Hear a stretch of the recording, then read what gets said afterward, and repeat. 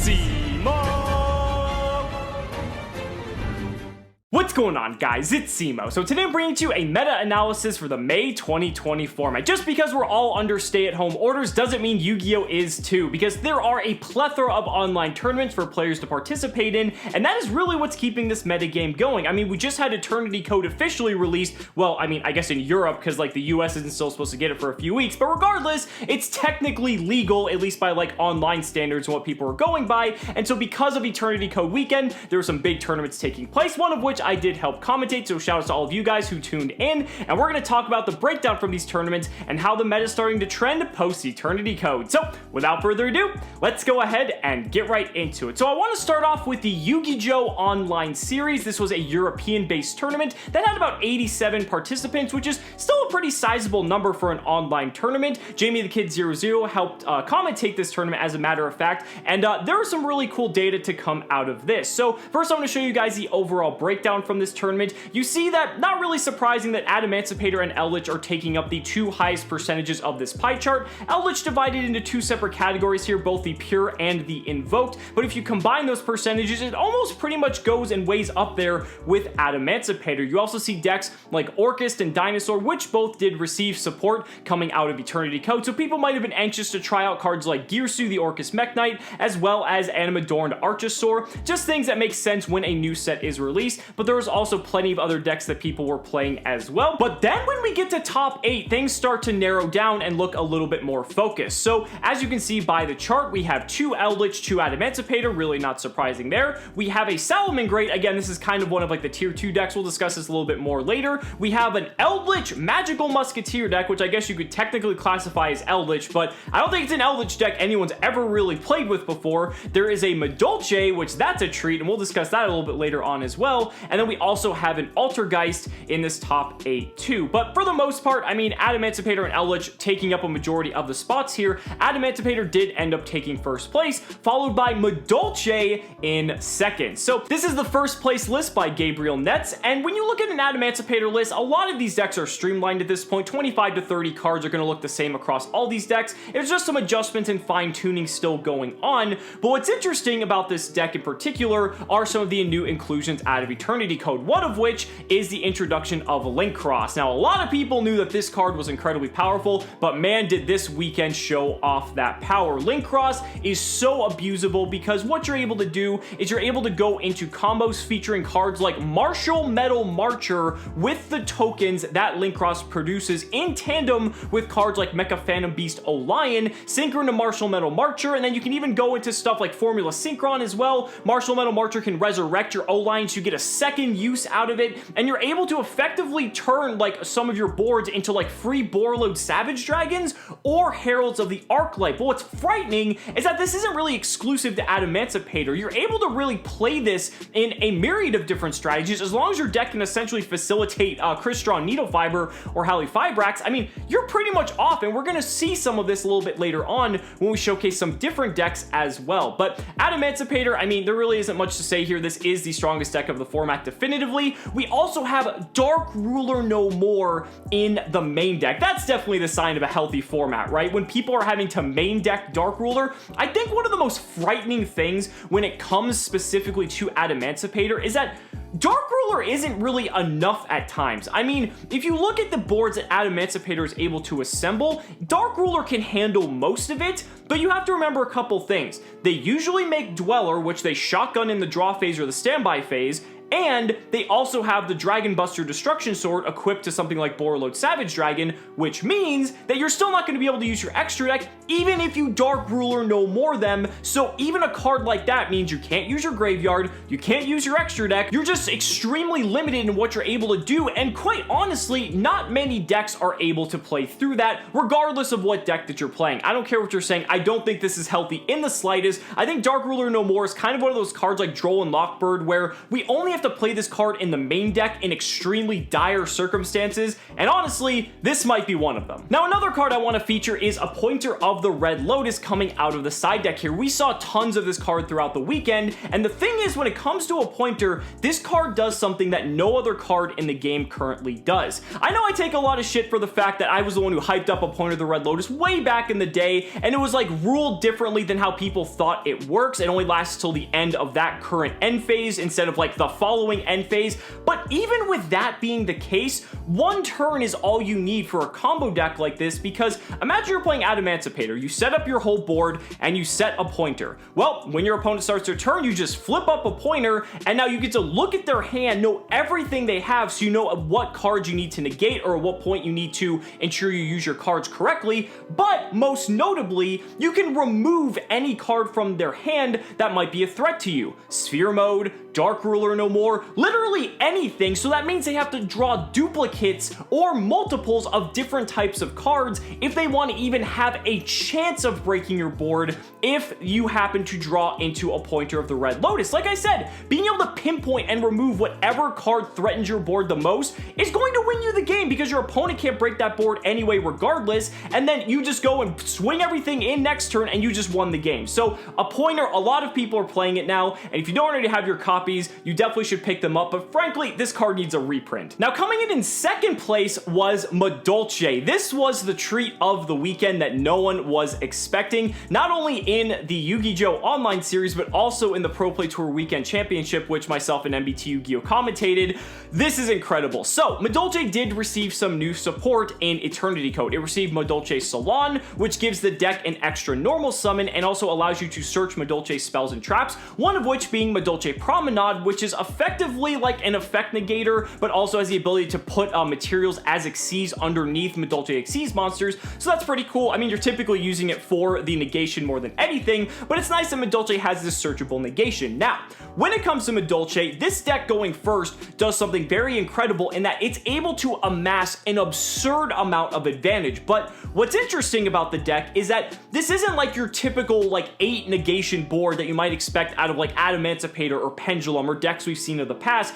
It makes what's called the wall. Now, this is like literally what they call the combo for Madolche, where they set up this board that is like seemingly impregnable, and it's so difficult to get through. I mean, you have to out cards like Madolche Sistart, which basically gives all of your cards protection. If you have cards like Chateau and Ticket up, they're able to just pretty much get those cards back either into their hand or onto the field. So like, you can never really pierce this board, and then if that board manages to stick, you have all the resources for next turn to go into stuff like multiple copies of Queen Tiramisu, shuffle away all your opponent's threats, and you should have more than enough damage to be able to kill them. It's actually pretty neat. We've seen this deck in the past before at like rogue status at best, and it constantly continues to pop its head up here and there, and so I think it's cool that the new cards out of Eternity Code were able to push this deck into a relatively good weekend for the deck overall. We've seen going first and going second variants, but I think cards like Salon and Promenade definitely help the going first strategy. So will Madolche be a tiered meta threat? Time will tell. So I think when it comes to Madolche, it has some interesting applications against the top meta decks. Madolche Glass Souffle in particular, effectively acting like a DD Crow, but instead of banishing, it actually shuffles cards back into the deck, and a single activation can shuffle 2 cards. That's good for getting rid of Golden Lord. If you're going up against Eldlich, it's good if you're trying to get rid of Block Dragon out of an Adamancipator graveyard so they don't recur the resources and have just all that free link fodder. So there are some ins and outs when it comes to Madolche, that it has some strengths, but we'll just have to see as time progresses if people want to continue to hone this deck, but we will touch on it a little bit later when we get to the Pro Play Tour Weekend Championship. Then in top 4, we had Eldlich. A lot of this is going to look very familiar, but one of the interesting things is the inclusion of cards like Jet Synchron. Jet Synchron is one of the enablers for Christian Needlefiber, which then gets you to Link Ross, which then gets you to the newest addition to this combo, being Mecha Phantom Beast Auroradon. Auroradon can then summon multiple tokens, and this is how you get to that Borreload Savage Dragon or Herald of the Arclight throughout the combo. And so in Eldlich, this is very interesting because think about if Eldlich is going first, how you have to stare down a Borreload Savage Dragon, a Herald of the Arclight, so that's 2 negations plus an active Macrocosmos, which is really good against any graveyard-related deck, especially the Mirror, and then you also have to contend with all the Eldlich-based threats, being all the Golden Land cards. Golden Lord might be either in the field or in the graveyard to be brought back with Scarlet. Then you have Conquistador, Vaquero. Like, the deck is very, very strong. This build in particular opted to just play a slimmed down version, but we're going to showcase some decks later that opted to play like 3 tuning, 3 jet synchron, because they wanted to see this combo every single turn. So it's going to be interesting to see how this plays out, but Linkross probably the most impactful card coming out of Eternity Code for sure. And lastly, for the Yu-Gi-Oh! Online series, we had a top 8 Salamangreat. Salamangreat's kind of hovering in there at like this weird tier 2 status that's like this old deck that can actually still compete. It's got some interesting lineups against the top meta decks as well. One of the big pickups that this deck got out of Eternity Code was the inclusion of Parallel Exceed. Effectively, you have a free rank 4 anytime this card is in your hand, because when you link summon,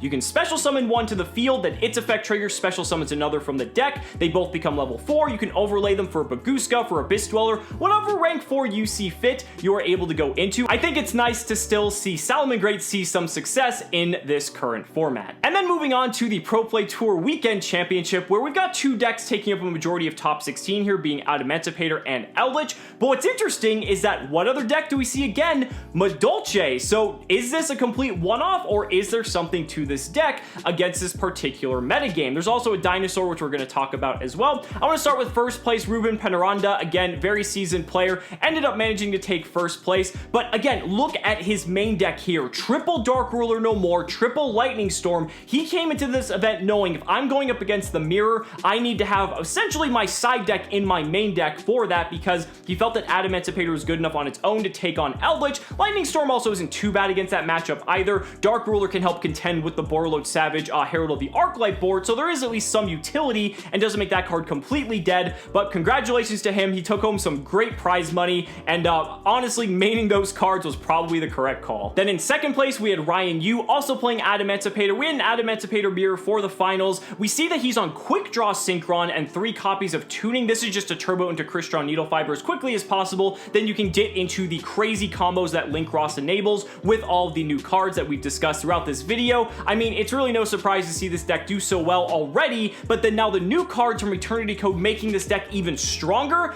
it's rather frightening. Then in third and fourth place, we had 2 Eldlich decks featuring the new Auroradon combo, triple Jet Synchron, triple Tuning. They want to see this combo as quickly and as much as possible because it's a game-winning combo. It makes the turn 1 Eldlich board much more intimidating, and then the Eldlich cards can pick up the mid and the late game because they're so recursive and powerful. Really no surprise here. We also see triple Nibiru in the main deck alongside Effect Veiler. Nibiru, a card not a lot of people have been too keen on as of late just because it seems rather ineffective, but Veiler coming up as a matter of fact as well, being able to use it multiple times because it doesn't have a once per turn clause. It's also a tuner, so at the very least it makes Needle Fiber. There's a lot of application there, and so it's really cool to see an old card like Effect Veiler still being used to this very day. And now let's discuss the 2 Madolche decks that managed to go as far as top 8 before losing out, which is still really impressive for Madolche. The first one kind of looking like the second place one from the Yu-Gi-Oh! Online series event, a going first build, but you know this is a wild going first build when it's still having to incorporate Dark Ruler No More, Lightning Storm,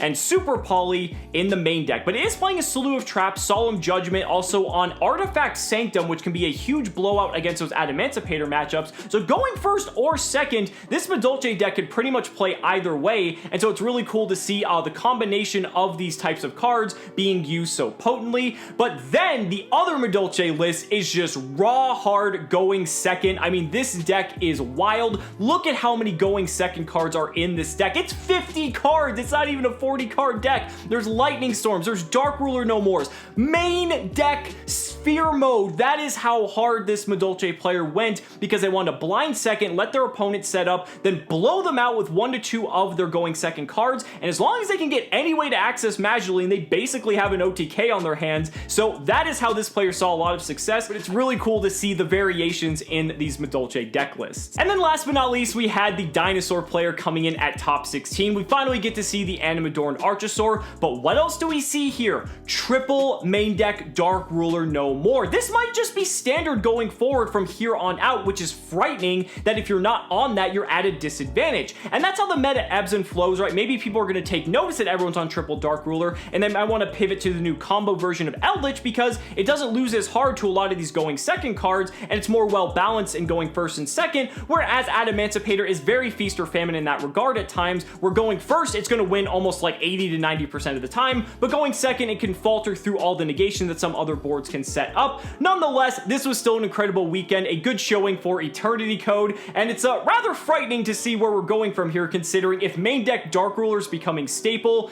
yeah, things need to happen on this next upcoming ban list, and I think one of them is that Block Dragon should get banned. But guys, those are just my thoughts. Let me know down in the comments what you guys think. I'd really love to hear your thoughts. Thank you guys so much for watching the video. Be sure to like the video as always. Subscribe to the channel for more amazing Yu-Gi-Oh content. And if you found this video helpful, consider supporting me on Patreon or becoming a YouTube channel member. Just by showing your support in any way that you can, you're investing in my ability to continue bringing you amazing Yu-Gi-Oh content. So thanks so much again, and we'll see you next time.